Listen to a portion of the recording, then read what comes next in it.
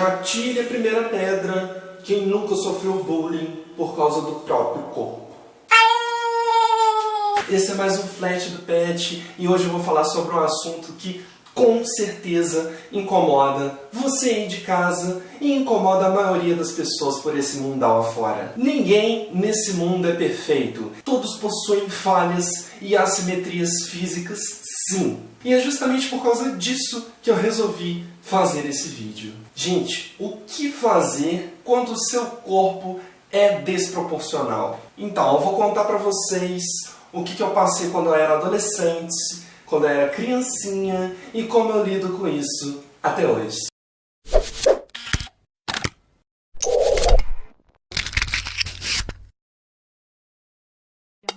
Quem nunca, né, gente? Já foi zoado aí por ter um nariz de palhaço, por ter um pé gigante, por ter uma voz esquisita, ou por ter um ouvido de orelhão público e por aí vai. E se você aí de casa tem aquele apelido secreto que toda vez que é chamado por ele você morre de vergonha, não fique triste, porque 99,9% da humanidade passa por isso. Afinal de contas, vamos combinar, ninguém é perfeito.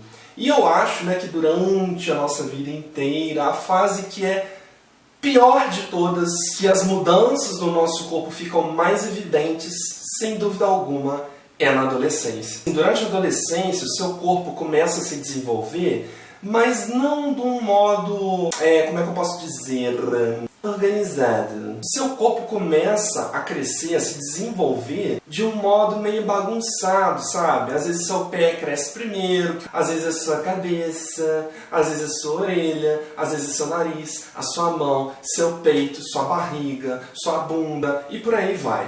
E até que o seu corpo todo fique proporcional a essas mudanças, você vai sofrer muito bullying. Olha, gente, levando em conta que essas mudanças ocorrem durante a adolescência, preparei seu saco por aproximadamente 7 anos. Eu sei que o seu corpo demora muito para se ajustar a essas mudanças e tal. E é justamente por isso que eu decidi fazer esse vídeo, para mostrar para vocês o que eu passei durante a minha adolescência, também um pouquinho aí durante a minha infância e tal, e o que eu passo até hoje, porque sim, nós, pessoas mais velhas, passamos por bullying também. Estou me sentindo um vovô falando assim. Eu lembro que quando o meu corpo, assim, ele estava no ápice de mudanças e tal. Foi há 84 anos. Eu devia ter mais ou menos uns 13, 14 anos por aí. E eu lembro que nessa época, cara, eu ficava com muita fobia de entrar, até hoje eu tenho um pouquinho, mas naquela época era mais, de entrar em lugares com muitas pessoas, porque eu tinha a sensação de que todas estavam me olhando. Principalmente porque naquela época, né, eu já com 13, 14 anos, eu já era um pouquinho alto, não tão alto quanto eu sou hoje, mas eu tinha uma certa altura e tal, e eu achava que eu chamava muita atenção por eu ser alto e tal, ter algumas partes desproporcionais, principalmente pé e cabeça. E isso assim, era muito ruim, porque eu entrava nos lugares, não queria olhar para lugar nenhum, não queria falar com ninguém, porque eu estava morrendo de vergonha, achava que estava todo mundo olhando para mim e reparando em mim. E isso era muito ruim, porque é justamente aí que as pessoas passavam a confundir as coisas. Às vezes a maioria das pessoas que não entendia essa situação, elas achavam que eu era metido, que eu era antissocial, e por causa disso eu não queria falar com ninguém. Então, muitas pessoas já me acharam metido por causa disso, confundiram aí a minha timidez com antipatia. E uma coisa não tem nada a ver com a outra. E assim, isso foi uma tremenda barreira para fazer amizades durante a minha adolescência. Olha, pior do que entrar em lugares públicos era falar em público. Isso para mim, até hoje, eu passo um pouquinho de sufoco com isso. Gente, para apresentar trabalho de escola, meu Deus do céu, era uma tremedeira do caralho, eu começava a engolir seco, a gaguejar, era horrível. Gente, eu acho que o pior momento da minha vida, no que diz respeito aí à zoação e tal, sofrer bullying, deboche, essas coisas assim, foi quando eu mudei de escola. Eu comecei a estudar numa escola aqui no meu bairro e tal, desde o prézinho, desde quando eu tinha 6 anos de idade.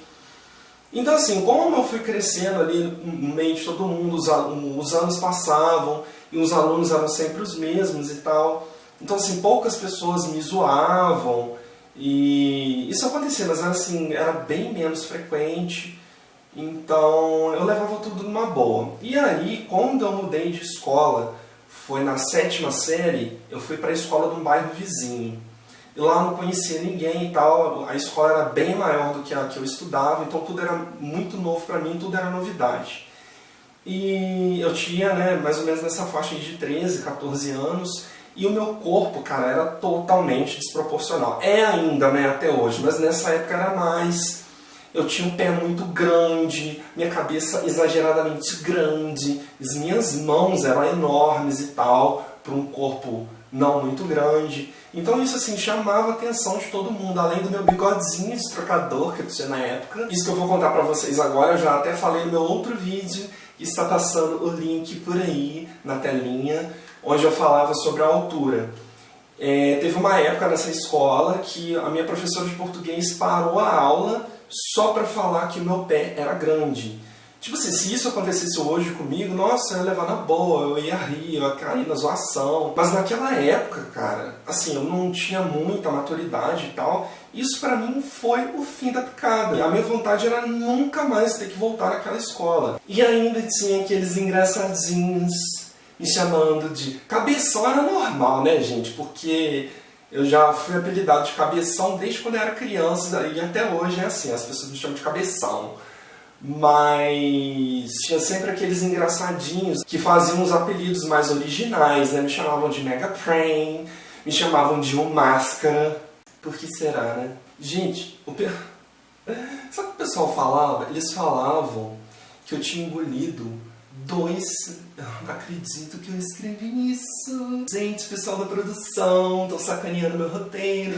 Gente, que eu escrevi esse roteiro tem 2 dias, eu não acredito que eu escrevi isso, que eu vou falar pra vocês.